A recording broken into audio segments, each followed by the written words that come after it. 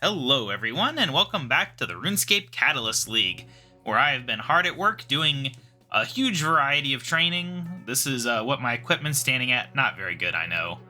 This is not my normal equipment. This is what my levels are at. I think they're okay. They're about to become a lot better, though, because we're about to get 12x XP multiplier, which is a pretty big jump up from 8x. But yeah, let's go ahead and get that out of the way real quick. I've saved Killing Kurasks as my final one for this tier, and he is running away as best as he can. Alright, there we go. Nothing special dropped. Okay, I thought they might be aggressive. That is why I did not go in there before I recorded. Alright, so this one, there's really not much of a choice here, really. It's only two choices. It's the only one with two choices, because they kind of knew. Basically, you either care anything at all about invention, or you go with Banker's Note, and really you should care about invention because it is pretty important. But yeah, let's look at Banker's Note real quick. So, Banker's Note is just, you can bank anywhere, and you can also note and unnote stuff conveniently within your inventory. In theory, it's pretty good. There's certainly a few things that would be really nice for, especially given that we don't have Last Recall. So you can't do things like the Orania altar very efficiently without this. But I don't need to do that, do I? Not really. So, yeah. If this was in a different tier, it might be a choice for me. You know, I probably would have been tempted to take this if it had been this or the Clue one or something. I don't know. But, Perfection. So, infinite invention materials. Seems pretty good. I hate getting materials. No need for divine charges, because nothing consumes charges.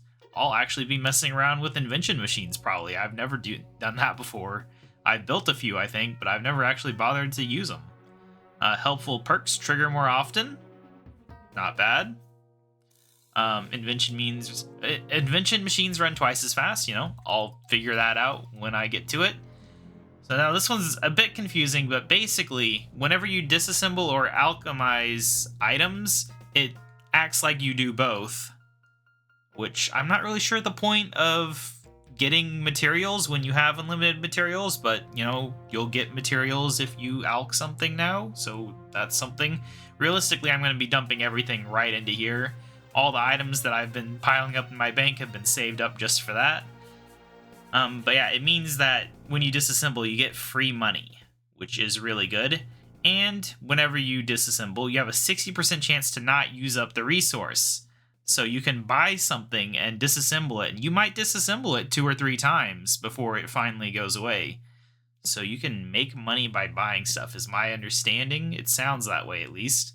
And then you don't have to bother unlocking the Dwarven and Goblin tech trees. That's just done for you.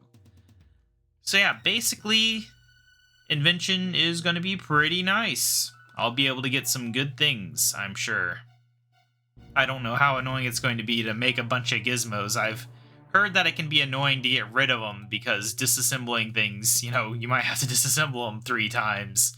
And if you got a bunch of them, that can be annoying. But yeah, obviously, this is the choice. I wasn't even going to pretend like I would choose Banker's Note. But outside of that, passive effects, you get Ancient Magic, you get Lunar Magic, Saren spells, Syntiston spells, and the Ring of Vigor passive, which just gives you a little less adrenaline cost for ultimates, which I'm not going to complain about. Let's go ahead and activate this and get our 12x XP. I don't believe, yeah, we don't get any drop increases. That'll be on tier 7 where we get 6x on drops. Yeah, okay. I thought I already clicked activate. I just want to make sure. I looked away for a second to double check, and then it's like, activate. Alright. This is big. You know, last tier was a big choice, but this is a big change in how you play the game. Alright, let's go ahead and hop on over there. I finally got these teleports, which is nice. I did forget to show you guys something in the last episode. Something silly. It's completely pointless, but I got a Champions Challenge scroll. So now I can do this and be like, oh look, I killed the skeleton champion. I don't think this pet's gonna carry over to the next league since it's an item, sadly. That would be pretty funny. But I want to test this thing out, so I've been saving all this junk. Which junk do I want to toss in there first? I want to do something that I'm sure I definitely don't need, like this rune plate body. We definitely don't need that, or that, or that. These are taking up a lot of spaces. I kind of like the guild. But let's disassemble these ones and see what happens. Yes, do it. Alright, so yeah, we got 39k coins. It just says lost, I guess, because we have unlimited. Actually, what does that look like? Oh, yeah. Yeah. You still have to unlock stuff, though, unfortunately. But you can also see it didn't actually take it away, so I can do that again. Wonder how you turn that off, that warning there. Because that's going to be a bit annoying. Wow, it just does not want to die, huh? But yeah, you can see money's not really going to be a concern anymore. Once I find the perfect item to disassemble, we'll be able to just roll in the money. Plus, just whenever I get drops and stuff, I can just dump them in there. I know I've got some salvage and stuff that we could have tested this out on if I'd been thinking. Yeah, we can just do like this. There we go. Yeah, see, we get 40k for disassembling it, and it just keeps going and going and going. We only used up 2 of them. We got all that. Then we do it again. It'd be nice if it just kept going and going up until it did 60 of them if it could, but yeah, see? Easy money. Not an issue now. Obviously, the next big thing is to head over to the invention workbench and look at that. I'm glad we finally got this tier, though. I've been looking forward to this for a while, even though we don't actually have any items worth augmenting right now. But now I have a reason to go for it. Honestly, I was kind of waiting for the 12x XP before I really went for 90s and 99s and skills like combat and all that, so good to have that. But yeah, so I kind of want to try this out. We can make a lot of these.